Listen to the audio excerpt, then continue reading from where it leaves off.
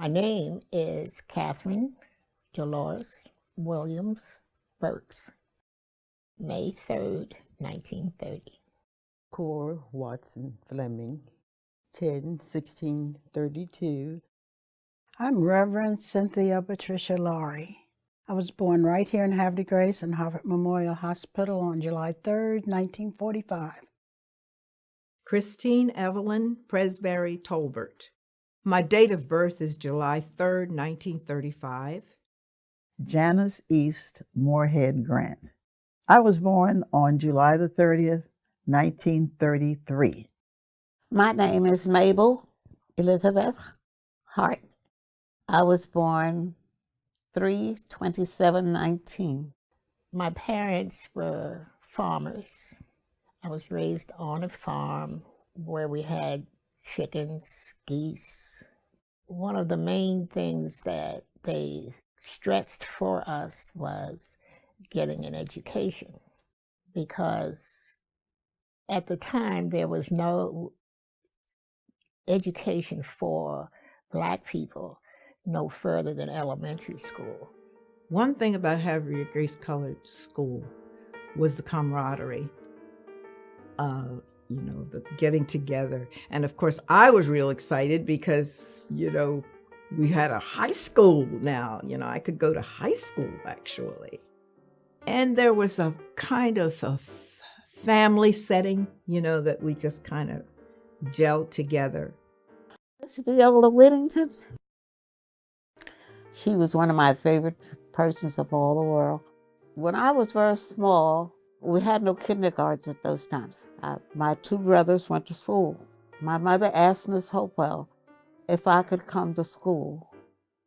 And she said she can come if she's quiet. She put a big coat on the floor, and I sat behind the stove where I could keep warm. Next to my mother, I think she was just another mother. I loved Miss Hopewell. They were big globes. She had all people from all over the world. And she would say, "This is not the world. You have to go and see." And from that on, I made up my mind, I'm going to see the world. And I did. If someone is teaching you that has no idea about where you come from and why you're like you are, or what worries you, or what problems you might have, if they can't identify with you on that level, then you have a tendency to withdraw. And if you withdraw, then you're not going to be able to take in and learn. Havre Grace Colored School taught me to excel in whatever I chose to do. I learned probably more from this school than I could possibly have learned anywhere else. Well, biology, I loved biology. I loved the choir. I loved track. And I loved the teaching. I thought I had excellent teachers. Still, when I see Miss Hart or Miss Talbot or whoever, it's like there's a bond that just continues to exist. I run my classroom with love. Remember Mr. Roy vividly. You would think of him as being a grouchy person, but he really wasn't. And by the time, with my experiences going through school, I realized later that he was a friend, and I didn't know that. Seventh grade girls thought it was so great to make our teacher, Mr. Roy, a necktie to wear. And now that I'm grown, I realize he must have had a hard time wearing that bad-looking necktie. But he wore it anyway. But the other thing about Mr. Roy that I remember is that he and Langston Hughes were roommates in college.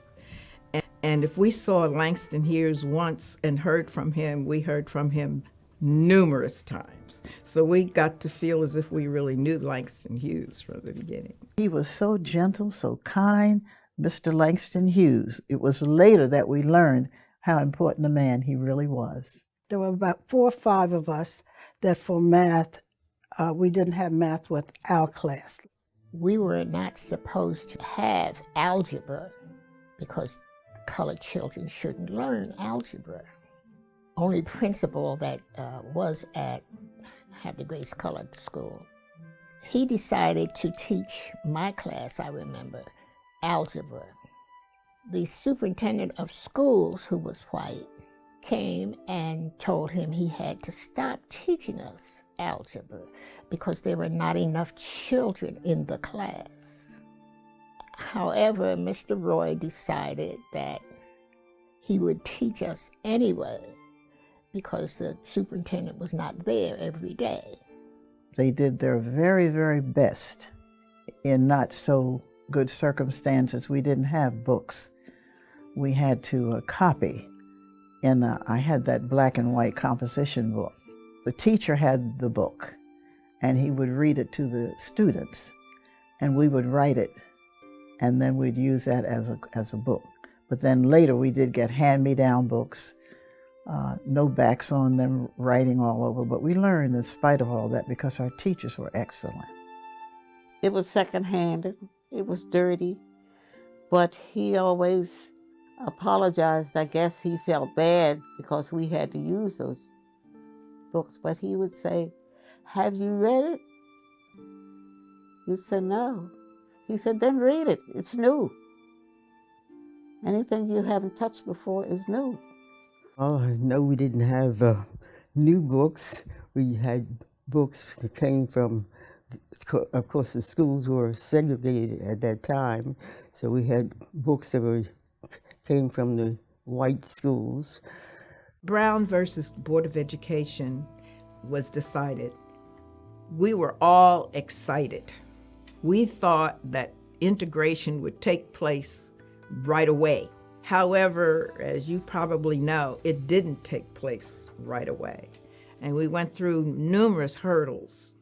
When the schools were desegregated, Dr. Charles W. Willis, who was the superintendent of schools, ordered Mr. Leon S. Roy, our principal here, to burn the books. He didn't want the books of colored people, as we were called, to go into a white school. So they were pushed down in the basement in the furnace, and I grabbed as many as I could. One book that was a favorite of mine was called Black Cargoes, and that book helped you to understand what tribe you came from in Africa. And then, of course, when they finally integrated and Mr. Roy was sent to Aberdeen High School, and the community was very upset for quite a while because they made him a vice principal in charge of transportation, the buses and stuff. And we felt like Mr. Roy shouldn't be checking on buses and checking who's getting where, because to us, he was special. And we couldn't understand why they would do that to him just because they integrated schools and they had to put him somewhere. And when you're the only principal in a school, and then you go somewhere and you become the assistant to someone who didn't even have the experience that he had, we were kind of upset about that. His wife called me over and says, "Buddy is dying, and he wanted you to come." So I went over to their apartment, and then he was there laying there, and he says, "Look in the closet and bring me the briefcase." And so I went to the closet and brought it out, and then he gave it to me, and he says, "You're getting ready to start your career." He says, "I had this briefcase when I started, and now I'm passing the baton to you. You can do it." And that meant so much to me after all the experiences and the misunderstandings of who he was. And I realized that he was really concerned with us as people. I'd like for them to know how dedicated our teachers were, how well they taught us in spite of the handicaps. Now, at this time in my life, it gives me great pleasure to know that so many children I have taught come back to me at church they come and say, Miss Hart, do you need anything? And I think that's great. And when they have something like a dinner or something at church, they see that I get one. I've been a Havre Grace City Council person. I was a Harford County chairman and member then chairman of the Harford County Liquor Control Board, which was appointed by the governor. I was on the Human Relations Commission for a number of years. I was one of the founders of Xi Delta Omega Alpha Kappa Alpha sorority. I'm most proud of my salvation, more than anything, being born again. But I did enjoy living in Africa, learning the history of Africa, how rich it is, and how wrong it has been taught. I was able to get a job at Aberdeen Proving Ground as a mathematician. I worked there for 18 years.